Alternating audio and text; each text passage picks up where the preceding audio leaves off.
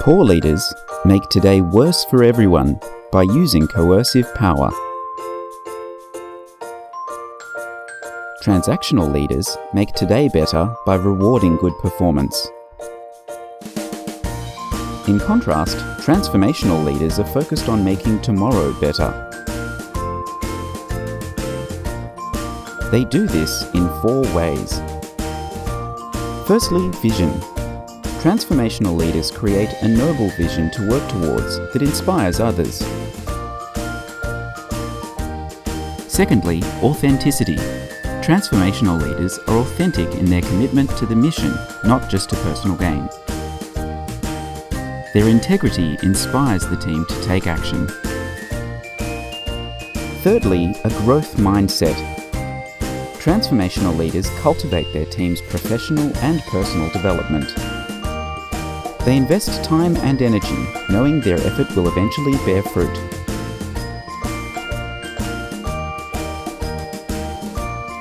And they recognize both an individual's effort as well as their performance.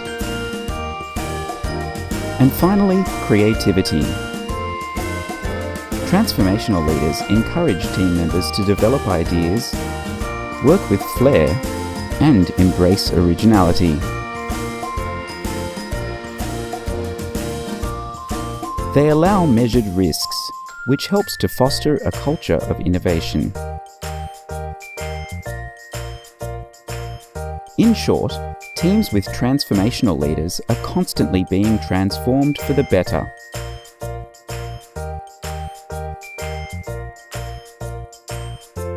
To review, transformational leaders work towards a noble vision, act with authenticity and honesty, adopt a growth mindset, and promote creativity and new ideas. Download this HD video for free at www.betterbusinesslearning.com.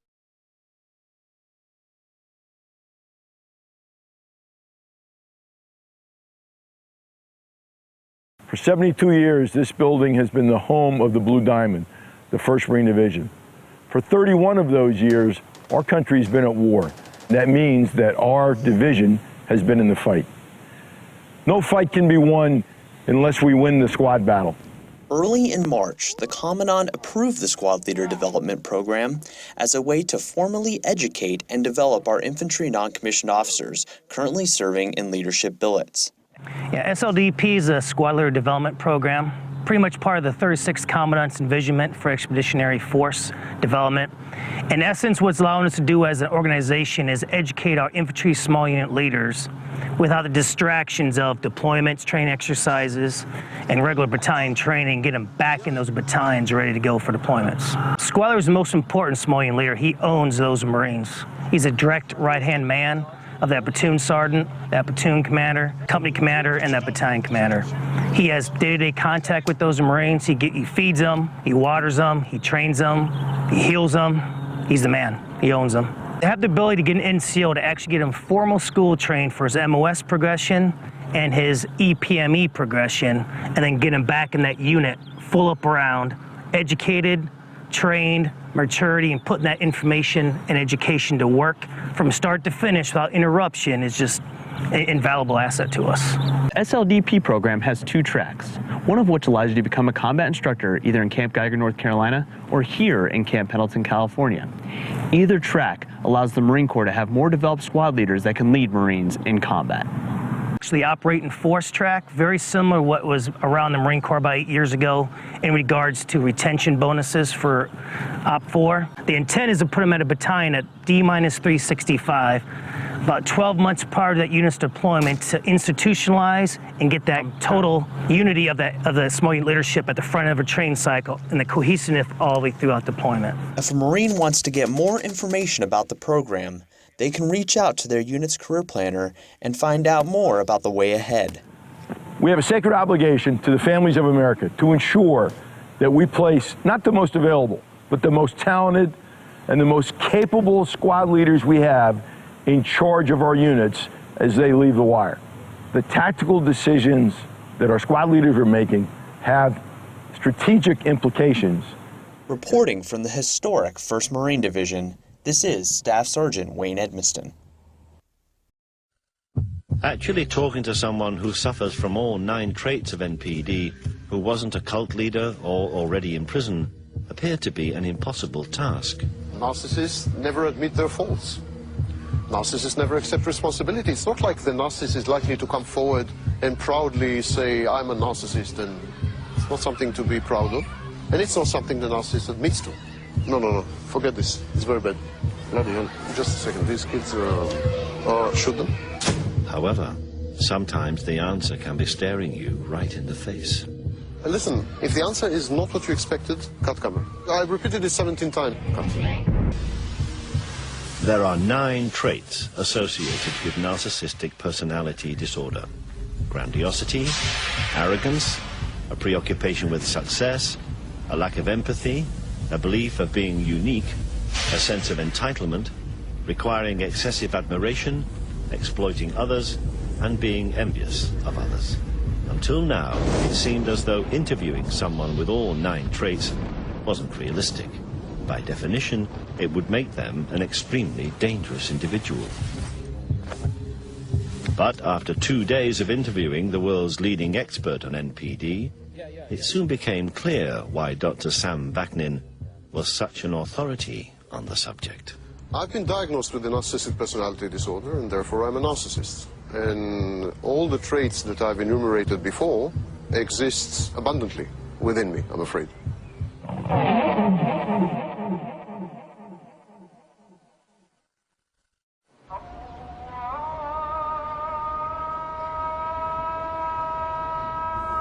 We had finally found a level 9 narcissist.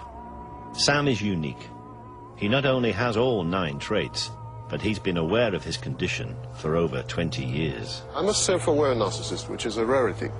Most narcissists are not self-aware.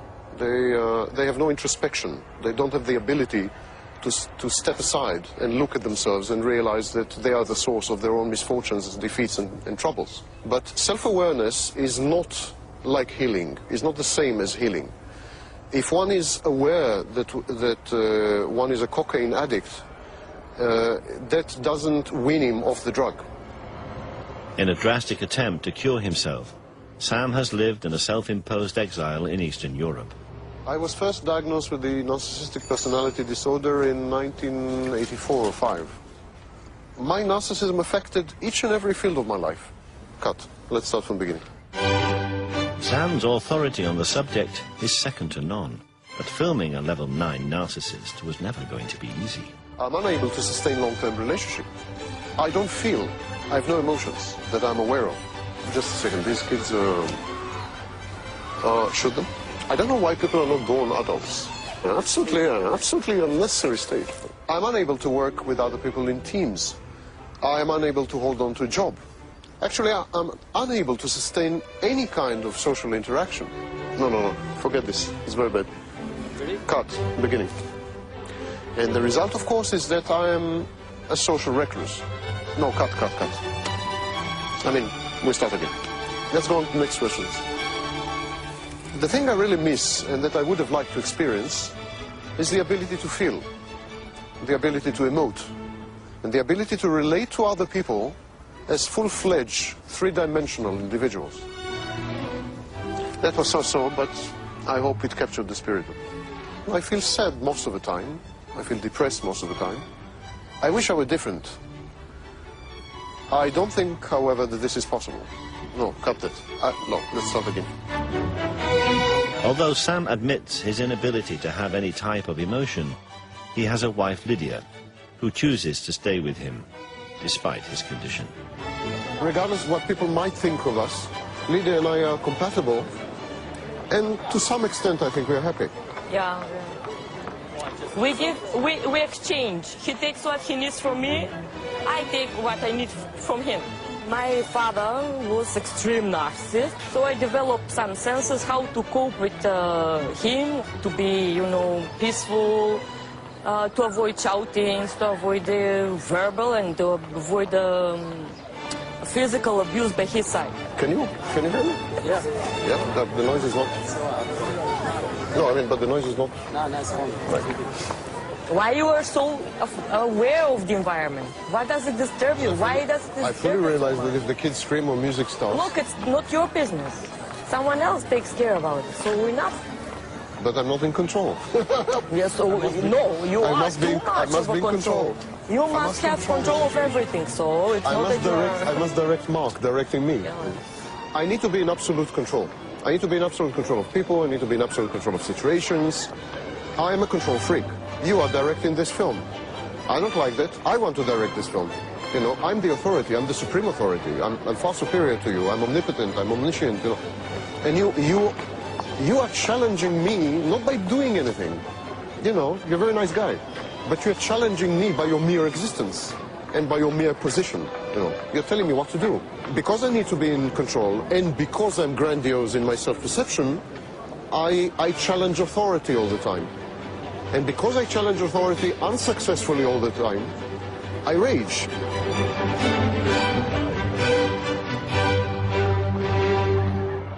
Sam is able to offer a unique insight into why an extreme narcissist can suddenly rage uncontrollably, as Brian Blackwell's defense claimed that he'd done.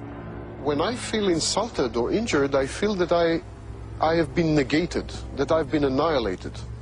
I feel that I'm dissolving into molecules.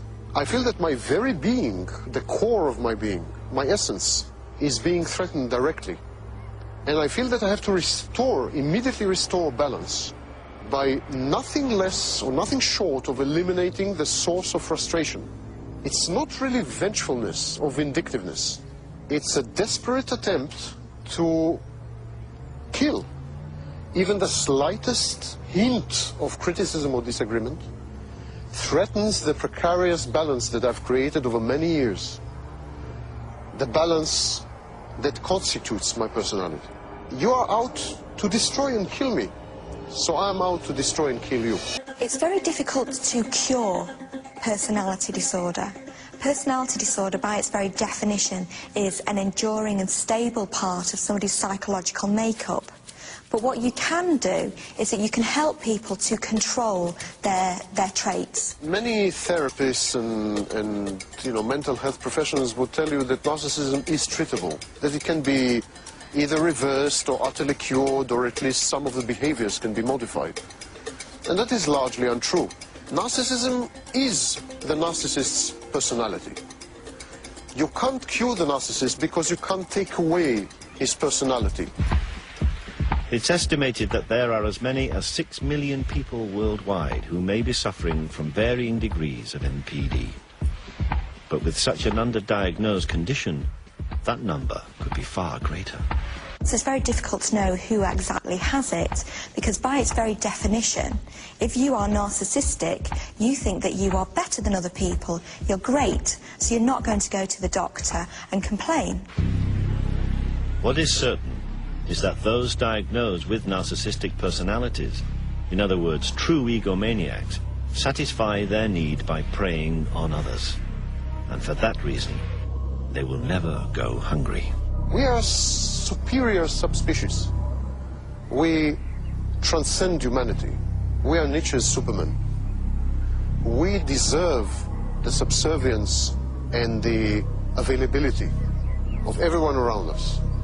Luckily, every year, 100 million people are born throughout the world. We have 100 million new choices every year.